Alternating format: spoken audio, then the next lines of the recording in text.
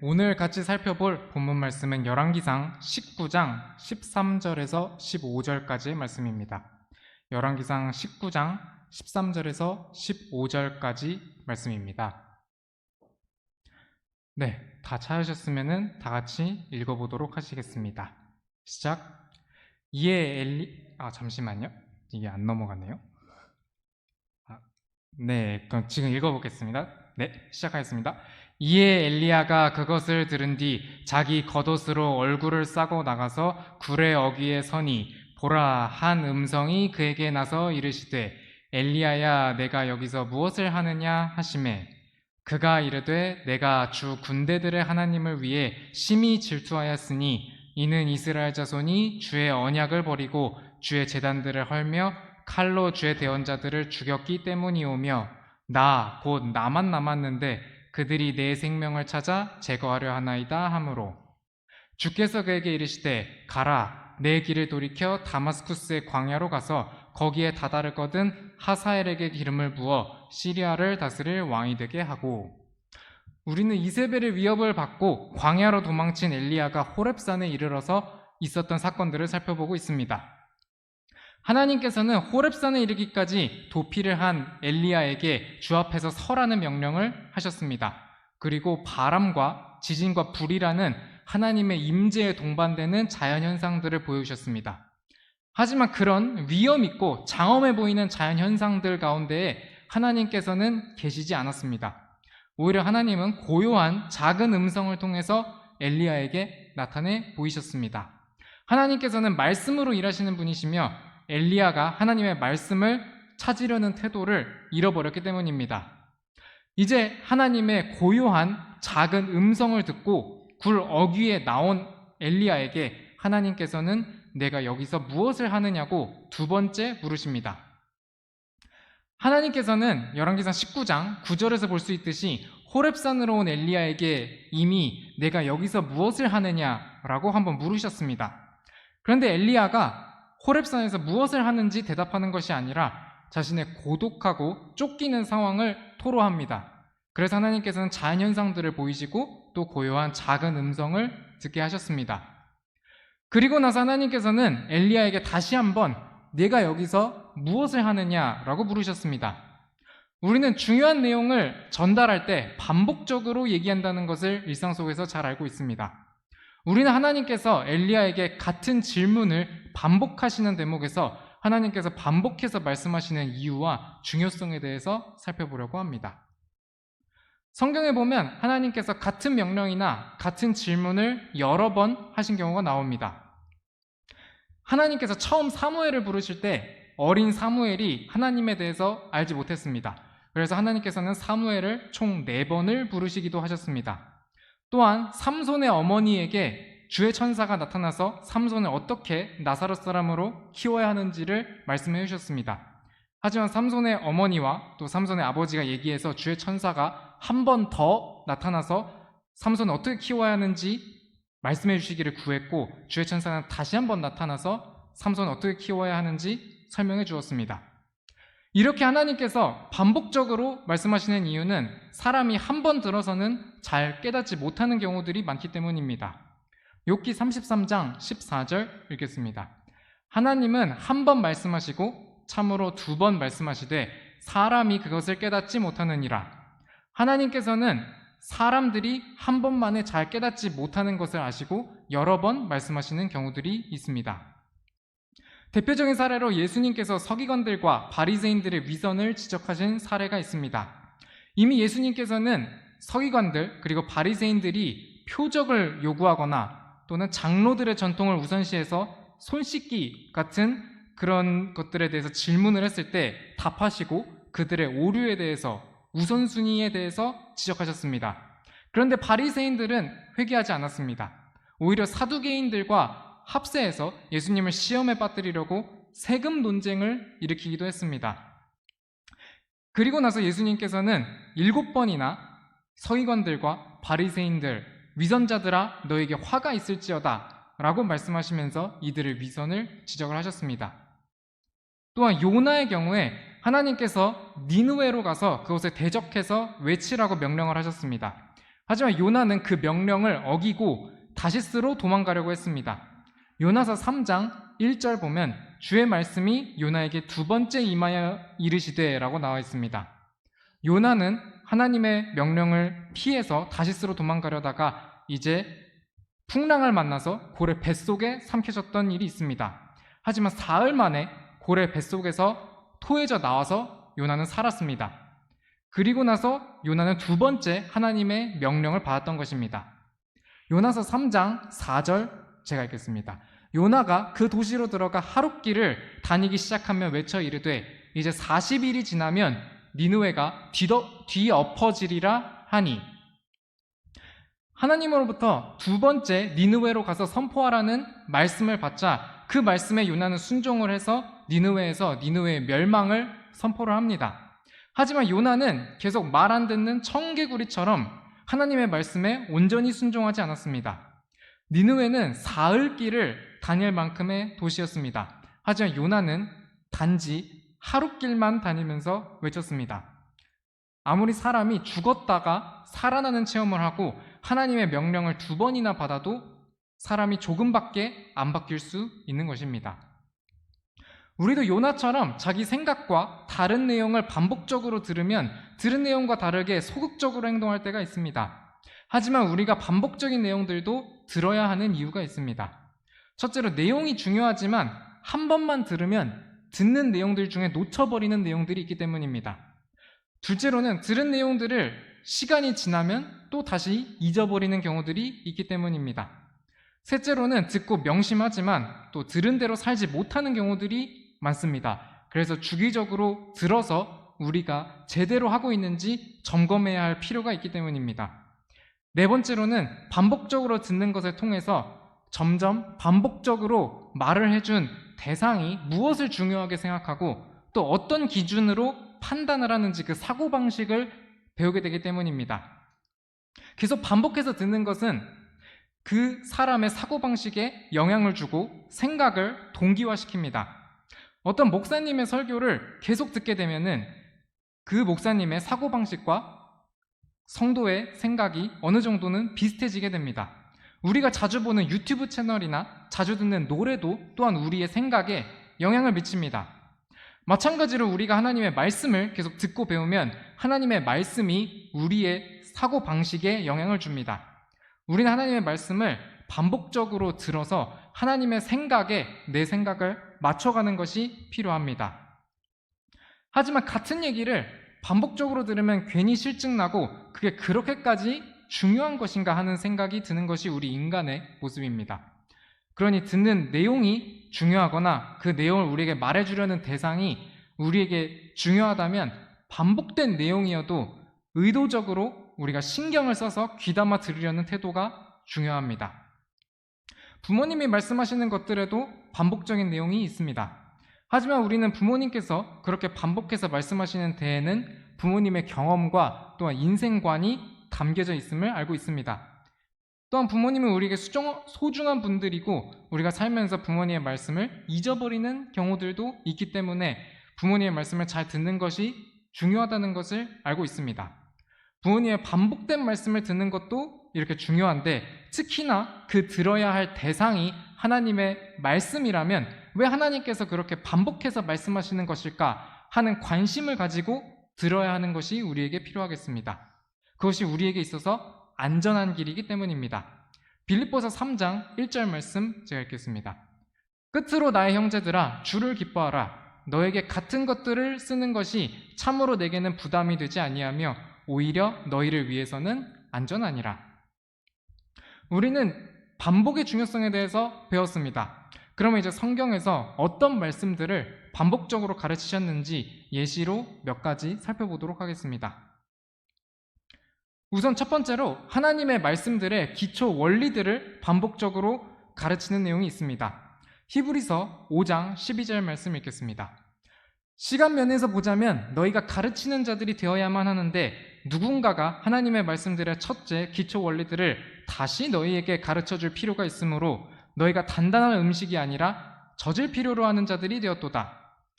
성도들이 성장을 하려면 하나님의 말씀들의 첫째 기초 원리들을 계속 가르침 받아야 합니다. 사람들은 교리라는 말을 들으면 무언가 고리타분하고 따분하고 아니면 논쟁적인 것들로 생각하는 경우들이 있지만 교리의 틀이 제대로 갖춰져야 우리는 아이의 신앙에서 어른의 신앙으로 성장을 할 수 있습니다. 히브리서 6장 2절에서 제시하는 기초 원리들에는 침례들, 안수, 죽은 자들의 부활, 영원한 심판이 있습니다. 성경에는 물침례나 성령 침례 등 침례들이 나옵니다. 또한 아무에게나 선뜻 안수하지 말아야 하는 내용도 나오고, 또한 첫째 부활, 둘째 부활, 영원한 불호수 심판이 나옵니다. 특히 여기 나온 내용들과 연관된 구원론, 교회론, 종말론 같은 교리들에 있어서 교리의 기초가 탄탄하도록 반복적으로 배우는 것이 우리에게 필요하겠습니다. 두 번째로 다른 복음은 없다는 사실을 반복적으로 가르쳤습니다. 내용 자체는 단순합니다. 우리 주 예수 그리스도께서 우리 죄들로 인해 죽으시고 부활하셨습니다. 이 사실을 믿고 예수님을 구원자로 받아들이는 사람은 누구나 지옥에 가지 않고 하나님의 자녀가 돼서 천국에 갈 수 있습니다. 그리고 갈라디아서 1장 9절 말씀에서 볼 수 있듯이 다른 어떤 복음을 선포하는 자는 저주를 받을 것입니다. 하지만 지금껏 그래왔듯이 행위 구원이나 또는 침례에 의한 중생 등 여러 가지 잘못된 구원들이 복음이란 이름으로 이 세상에 존재합니다. 실제로는 주 하나님 외에 다른 신이 없듯이 예수님을 통한 구원 외에 다른 복음은 없기 때문에 우리는 다른 복음에 미혹되지 않도록 반복적으로 정확한 복음을 배워야 하겠습니다. 또한 복음을 들을 때마다 이 나 같은 죄인을 위하여 살리신 주님의 은혜가 얼마나 놀라운지 다시 생각을 해보게 됩니다. 이는 우리가 삶 속에서 구원의 소중함을 잠시 잊고 살았더라도 다시 기쁨과 감사를 소생시키는 큰 영적인 유익이 있습니다. 세 번째로 다른 복음은 없다는 것과 유사하게 예수님만이 구원의 문이 되심을 반복해서 가르치셨습니다. 또한 이 내용을 사도들도 가르쳤습니다. 죄가 있는 인간을 구원할 수 있는 분은 죄가 없으신 분만 가능합니다. 이 세상에 성인들이라 불리는 사람들이 여럿 있지만 그들도 모두 죄가 있었기 때문에 자신의 선행이나 희생으로 다른 사람을 천국으로 인도할 수는 없는 사람들이었습니다. 하지만 예수님께서는 죄 없이 깨끗한 희생물이 되셔서 십자가에서 우리 죄들을 대신 짊어지고 죽어주셨기 때문에 우리 인간들이 하나님께로 나아갈 수 있는 구원의 문이 되셨습니다. 사람들은 무엇인가 뛰어난 사람들을 향해서 king 또는 god 또는 대라는 접두어를 붙이면서 별명으로 부릅니다. 아니면 무슨 신이라는 전미어를 붙여서 별명으로 부르기도 합니다.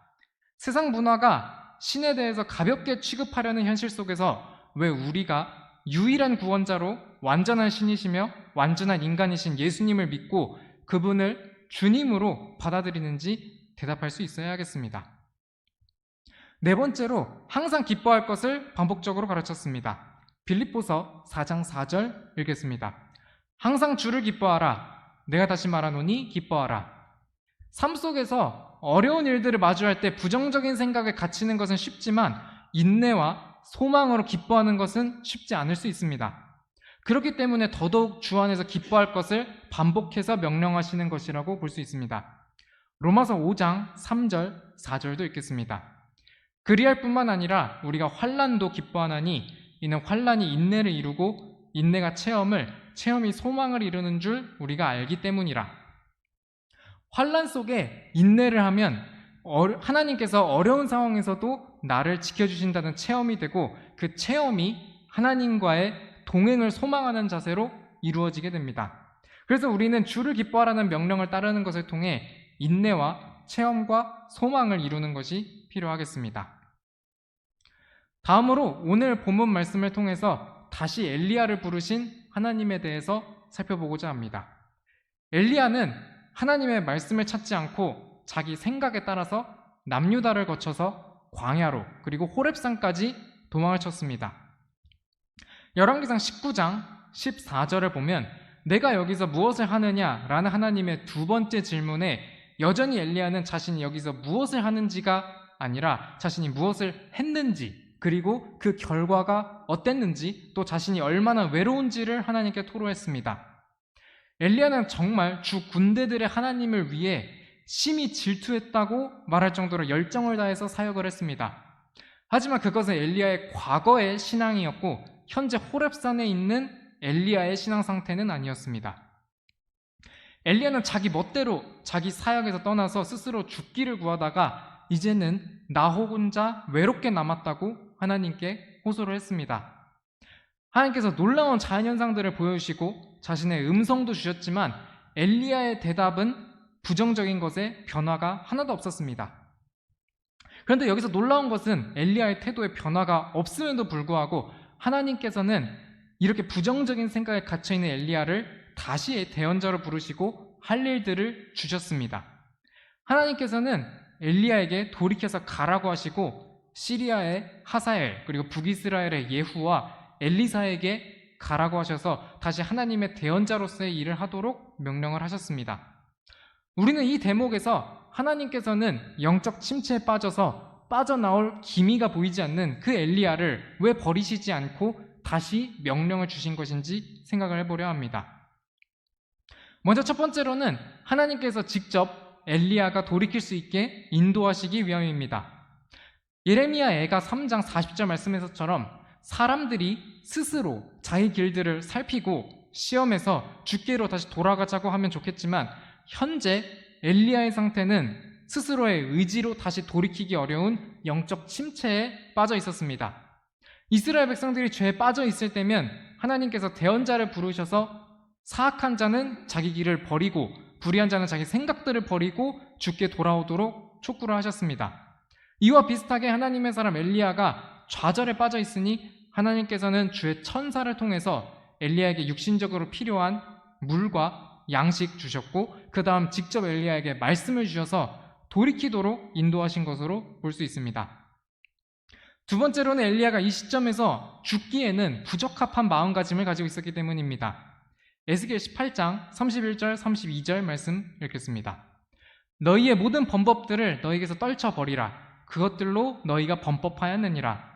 너희를 위해 새 마음과 새 영을 만들지어다. 오 이스라엘 집아, 너희가 어찌하여 죽으려고 하느냐? 나는 죽는 자의 죽는 것을 기뻐하지 아니하노니 그러므로 너희는 돌아서서 살지어다. 주 하나님이 말하노라. 하나님께서는 죄를 지어서 하나님의 심판을 초래하고 있는 이스라엘 백성에게 말씀하시는 내용입니다. 여기서 알 수 있듯이 하나님께서는 죽는 자의 죽는 것을 기뻐하지 않으십니다. 오히려 죄인들이 하나님께 돌이켜서 살기를 바라십니다. 그런데 다른 사람도 아닌 하나님의 사람인 엘리야가 하나님께 죽기를 구했습니다. 죄인도 돌이켜서 살기를 바라시는 그 하나님이 하나님을 위해 열정이 가득했던 엘리야가 이렇게 죽기를 바라시진 않았다는 것이 타당할 것입니다. 또한 잠언 24장 16절에서 볼 수 있듯이 의인은 7번 넘어질지라도 다시 일어납니다. 그런데 호렙산에 있는 엘리야는 넘어진 상태에서 다시 일어나려고 하질 않았습니다. 이런 마음가짐은 엘리야가 스스로 구하던 대로 죽기에는 부적합했습니다. 그렇기 때문에 하나님은 엘리야가 오히려 그런 실패한 사람 같은 마인드에서 벗어나고 길을 돌이켜서 자기 역할로 돌아가기를 명하신 것으로 볼 수 있겠습니다.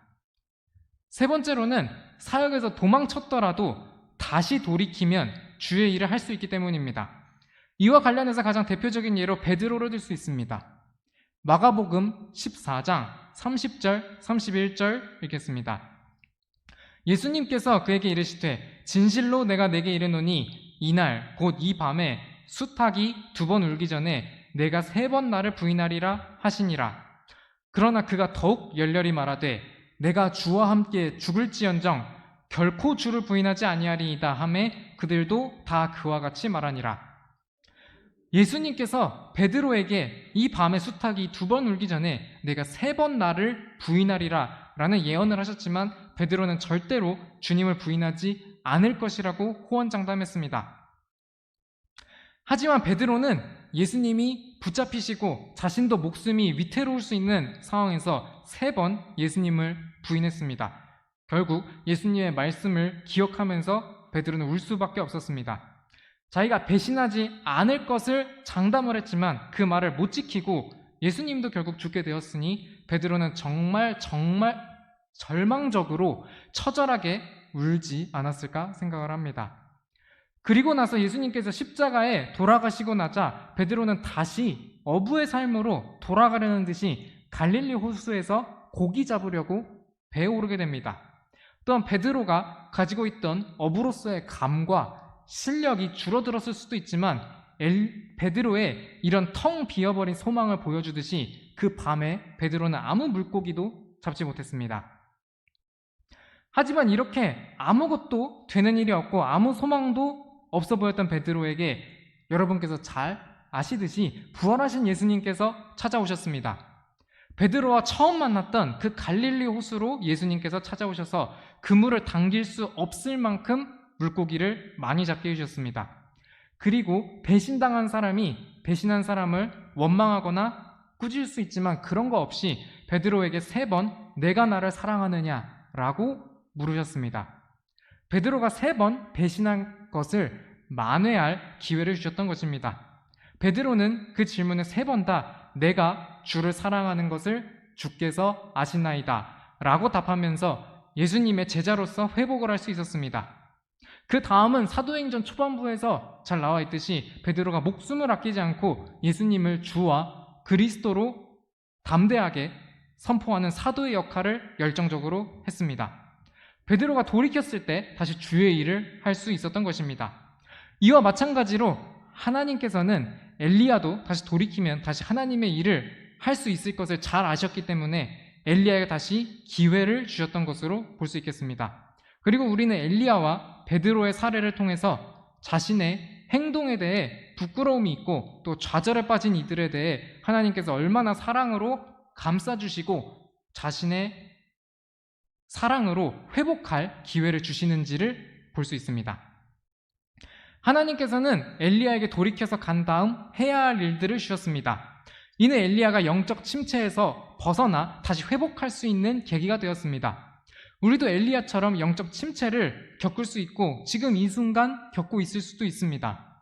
그리고 엘리야가 호렙산에서 하나님을 만나고 자기 자리로 돌이켜서 감을 통해 신앙을 회복했듯이 우리도 신앙의 침체기에 주님을 찾고 주께로 돌아가도록 해야 하겠습니다.